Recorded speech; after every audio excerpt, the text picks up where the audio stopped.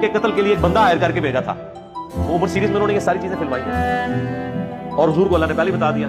نبی اسلام نے کہا وہ آ رہے اسے اندر آنے دو. ہاں اب حضور کی تو اللہ نے گارنٹی لی ہوئی تھی, واللہ یعصمک من الناس, اللہ تعالیٰ لوگوں کے اگینسٹ آپ کی حفاظت کرے گا.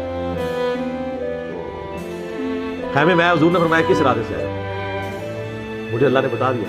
بس وہ کسی ایک بات کے اوپر ہی اس نے جناب اپنا خنجر باہر پھینکا اور اتنا پھر وہ یعنی پکا ایمان والا کہ اس نے جا کے وہاں جا کے اناؤنسمنٹ کی کہ لوگوں مجھے مامور کیا تھا صفوان نے اپنے باپ کا بدلہ لینے کے لیے, تو دیکھو میں واللہ وہ اللہ کے پیغمبر ہیں, ان کے ساتھ غیبی چاہیے اور تم جو مرضی کر لو, شکست تمہارا مقدر ہے, میں تو جناب میں ہوں. اب وہ سارے اسے مارنے کے لیے دوڑے, لیکن صفوان نے نا کہا کہ میں اسے پہلے پناہ دے چکا ہوں, کیونکہ میں نے اسے بھیجنے سے پہلے کہا تھا کہ لائف ٹائم تیرے بیوی بچوں کا خرچہ میرے ذمہ ہے, اگر تجھے کچھ ہو. ظاہر اگر وہ حضور پہ حملہ بھی کرتا تو صحابہ نے اسے زندہ چھوڑنا تھا.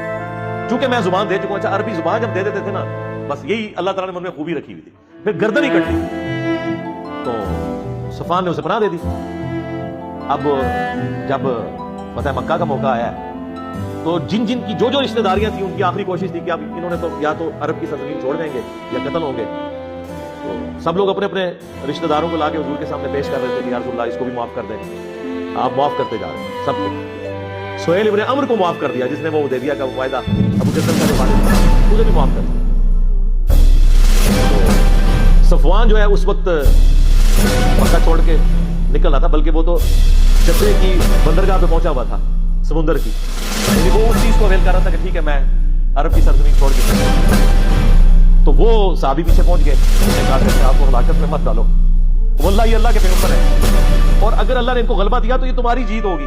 قریش کے لوگوں, تم تو اپنے آپ کو ہلاکت میں نہ ڈالو, سب سے پہلے تم اسلام کے دشمن بنے, اب کم از کم آخر میں تم تو اسلام قبول کرو, اس کی جیت تمہاری جیت ہے.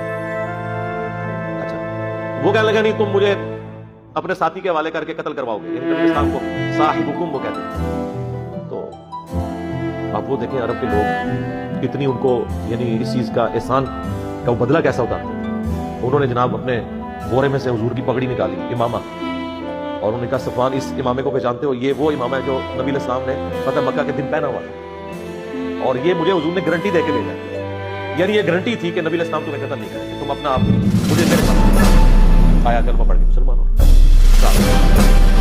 اکرمہ ابن ابی جہل وہ بھی بھاگ گیا, ابو جہل کا بیٹا, وہ سننے چاہیے آتے ہیں.